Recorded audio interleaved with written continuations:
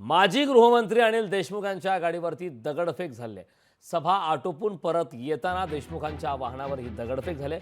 दगडफेकीमध्ये अनिल देशमुख गंभीर जखमी झालेत. अनिल देशमुख यांचा भाजप कार्यकर्त्यावर संशय. उपचारासाठी अनिल देशमुख यांना रुग्णालयात हलवण्यात आलंय. काटोलच्या ग्रामीण रुग्णालयात प्राथमिक उपचार करून अनिल देशमुख यांना हलवण्यात आलंय. माजी गृहमंत्री अनिल देशमुख यांच्या गाडीवरती हा हल्ला झाला आहे.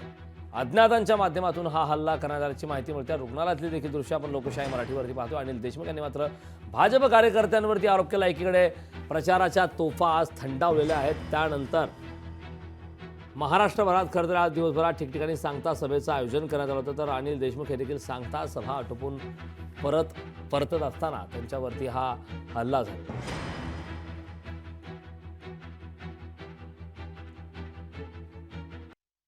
संदर्भात चर्चा करण्यासाठी आपल्यासोबत उमेदवार चरणसिंह ठाकूर जोडलेले आहेत. चरणसिंहजी, लोकशाही मराठीमध्ये आपलं स्वागत. अनिल देशमुख यांच्या गाडीवरती हल्ला झाला. एकीकडे आपण पाहिलात प्रचाराच्या तोफा थंडावलेत.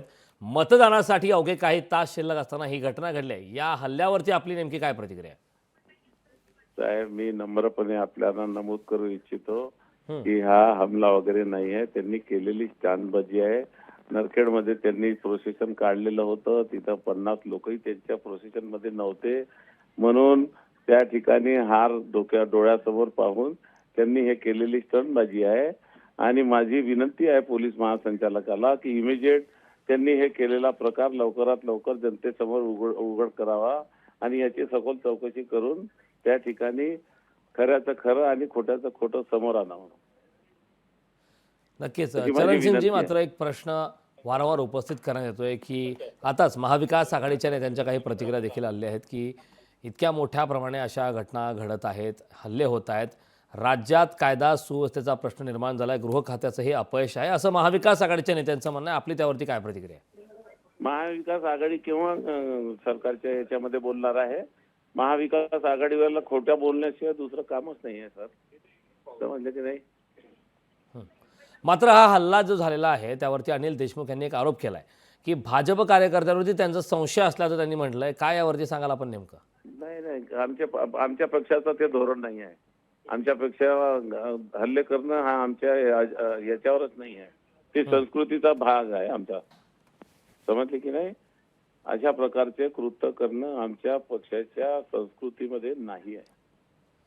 चरणसिंहजी, थोडक्यात आपल्या म्हणण्यानुसार हा हल्ला झालाच नाही, हा बनाव आहे असं आपल्याला म्हणायचं आहे का?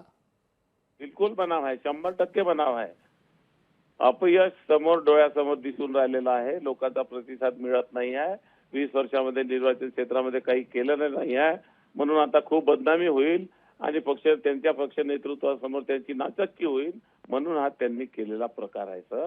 याची पोलीस महासंचालक एसपीने त्वरित चौकशी करून यांनी हे केलेला प्रकार उघडकीस आणावा अशी माझी विनंती आहे. नक्कीच. चरणसिंहजी, खूप खूप धन्यवाद. लोकशाही मराठीशी आपण संवाद साधलात त्याबद्दल. अनिल देशमुख यांच्या गाडीवरती हल्ला झाला आहे. देशमुखांनी मात्र या दरम्यान भाजप कार्यकर्त्यांवरती आरोप केले आहेत. अनिल देशमुख यामध्ये गंभीर जखमी असल्याची देखील माहिती मिळते. तर देशमुखांनी मात्र भाजप कार्यकर्त्यांवरती संशय व्यक्त केला आहे. आपण दृश्य पाहिलेत, गाड्याच्या काचा देखील फुटलेल्या आहेत. अनिल देशमुख यांच्यावरती हा हल्ला झाला आहे, गाडीवरती हल्ला झाला आहे. खरं तर प्रचाराच्या तोफा थंडावल्यात. मात्र प्रचार सभा, सांगता सभा आटोपून अनिल देशमुख हे परतत असताना त्यांच्या गाडीवरती हा अपघात झाला आहे. माफ करा, त्यांच्या गाडीवरती हा हल्ला झालेला आहे. दगडफेक झाली आहे. दगडफेकीनंतर मात्र अनिल देशमुख यांनी यावरती आता भाजप कार्यकर्त्यांवरती संशय व्यक्त केला. काही वेळापूर्वी या दगडफेकी संदर्भात, या हल्ल्यासंदर्भात राजकीय प्रतिक्रिया देखील आलेल्या आहेत. ऐकूयात. पोलीस चौकशी याची होईल, झाली पाहिजे. असं जर कोणी करत असेल तर हे काही योग्य नाही. सगळेच नेते फिरत असतात. अशी दगडफेक करणं हे अजिबात कुठेही या आचारसंहितेला धरून नाहीये. आचारसंहिता म्हणजे आपली आचारसंहिता. आणि म्हणून मला असं वाटतं झालं असेल तर त्या गोष्टी आम्ही निश्चितच करू. पण नक्की काय झालंय, कुठे घडलं, कसं घडलं हेही बघावं लागेल.